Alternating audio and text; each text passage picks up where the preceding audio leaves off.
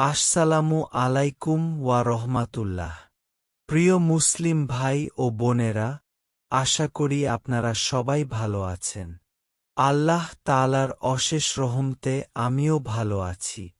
আজ আমি আপনাদের সামনে হাজির হয়েছি সহজ পদ্ধতিতে কোরআন শিক্ষা সিরিজের দ্বিতীয় ক্লাস নিয়ে। প্রথম ক্লাসে আমরা শিখেছিলাম আরবি হরফের পরিচয় এবং আরবি হরফ মোট কতটি।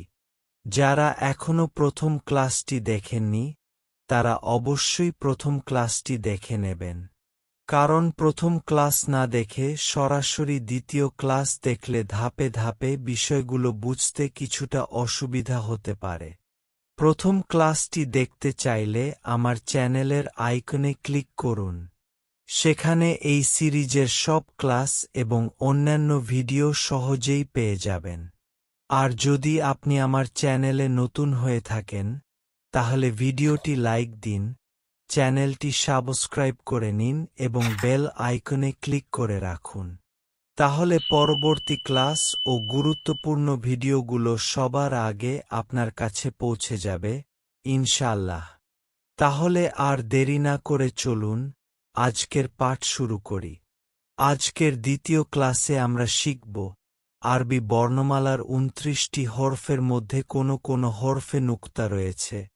এছাড়াও আমরা সহজে মনে রাখার জন্য কিছু কৌশল জানব, যাতে আরবি হরফ চেনা ও শেখা আরও সহজ হয়ে যায়। বিসমিল্লাহির রহমানির রহিম। চলুন আজকের পাঠ শুরু করি। নুকতা ওয়ালা হরফ মোট ১৫টি। হরফের ওপরে নুকতা আছে এরকম হরফ ১২টি। হরফের নিচে নুকতা আছে এরকম হরফ ৩টি। এটি হচ্ছে তা, দেখুন ওপরে ২টি নুকতা, তাহলে এই হরফের নাম কি? তা। এটি হচ্ছে ছাহ, দেখুন ওপরে ৩টি নুকতা, তাহলে এই হরফের নাম কি? ছাহ।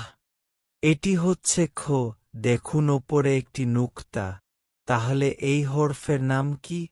খ। এটি হচ্ছে জাল, দেখুন ওপরে একটি নুকতা, তাহলে এই হরফের নাম কি? জাল। এটি হচ্ছে জাহ, দেখুন ওপরে একটি নুকতা, তাহলে এই হরফের নাম কি? জাহ।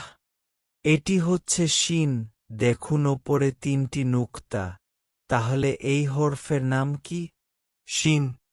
এটি হচ্ছে দোয়াদ, দেখুন ওপরে একটি নুকতা, তাহলে এই হরফের নাম কি? দোয়াদ। এটি হচ্ছে জোয়া, দেখুন ওপরে একটি নুকতা, তাহলে এই হরফের নাম কি? জোয়া। এটি হচ্ছে গাইন, দেখুন ওপরে একটি নুকতা, তাহলে এই হরফের নাম কি? গাইন। এটি হচ্ছে ফা, দেখুন ওপরে একটি নুকতা, তাহলে এই হরফের নাম কি? ফা। এটি হচ্ছে কফ, দেখুন ওপরে ২টি নুকতা, তাহলে এই হরফের নাম কি? কাফ।